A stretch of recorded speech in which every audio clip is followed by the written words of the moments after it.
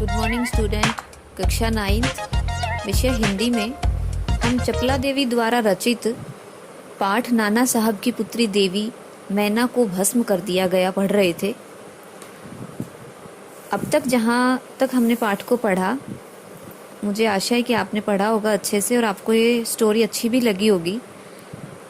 मैं पढ़ती हूँ कि उसी दिन संध्या समय लॉर्ड कैनिंग का एक तार आया जिसका आशय इस प्रकार था। लंदन के मंत्रिमंडल का यह मत है कि नाना का स्मृति चिन्ह तक मिटा दिया जाए, इसलिए वहाँ की आज्ञा के विरुद्ध कुछ नहीं हो सकता। उसी क्षण क्रूर जनरल आउटरम की आज्ञा से नाना साहब के सुविशाल राज मंदिर पर तोप के गोले बरसने लगे। घंटे भर में ही वह महल मिट्टी में मिला दिया गया। उस समय लंदन के सुप्रसिद्ध टाइम्स पत्र में 6 सितंबर को एक लेख में लिखा गया कि बड़े दुख का विषय है कि भारत सरकार आज तक उस दुर्दांत नाना साहब को नहीं पकड़ सकी जिस पर समस्त अंग्रेज जाति का भीषण क्रोध है।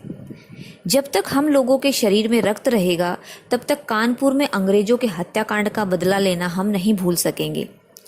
उस दिन पार्लियामेंट की हाउस ऑफ लॉर्ड्स सभा में सर थॉमस हे की एक रिपोर्ट पर बड़ी हंसी हुई, जिसमें सर हे ने नाना की कन्या पर दया दिखाने की बात लिखी थी।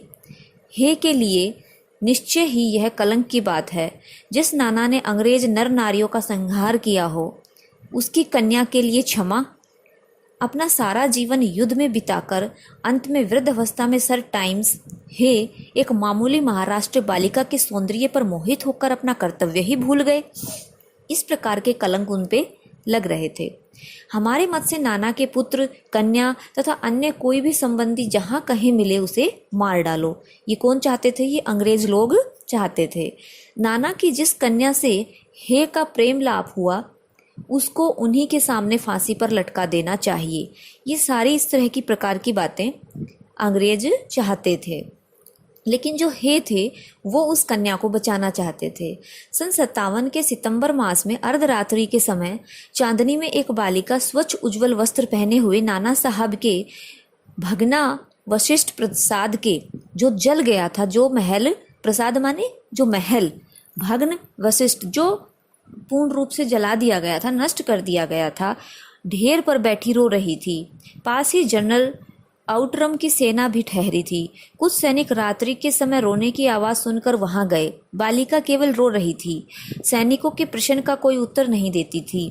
इसके बाद कराल रूपधारी जनरल आउटरम भी वहां पहुंच गया। वह उसे तुरंत पहचान कर बोला, ओह, यह नाना की लड़की मैना है।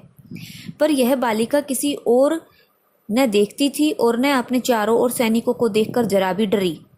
जनरल आउटरम ने आगे बढ़कर कहा, अंग्रेज सरकार की आज्ञा से मैंने तुम्हें गिरफ्तार कर लिया। मैना उसके मुंह की ओर देखकर और स्वर में बोली कि मुझे कुछ समय दीजिए जिससे आज मैं यहाँ जी भरकर रो लूँ। पर पाषाण हृदय, पत्थर हृदय वाले जनरल ने उसकी अंतिम इच्छा भी पूरी नहीं होने दी। उसी समय मैना के हाथ में हथकड़ी पड़ी और वह कानपुर के किले में लाकर कैद कर दी गई। उस समय महाराष्ट्रीय इतिहासवेता महादेव चिटनवीस के बाखर पत्र में छपा था कि कल कानपुर के किले में एक भीषण हत्याकांड हो गया। नाना साहब की एकमात्र कन्या मैना धधकती हुई आग में जलाकर भस्म कर दी गई। भीषण अग्नि में शांत और सरल मूर्ति उस अनुपमा बालिका को जलती देख सब ने उसे देवी समझकर प्रणाम किया, जो कि अनुचित था। तो सन 1857 की क्रांति है, वह प्रथम स्वतंत्रता संग्राम था जिसमें नाना साहब का बहुत बड़ा योगदान था, और जिस प्रकार से उनकी बेटी को भस्म कर दिया गया वह भी एक बहुत ही दुखद घटना है।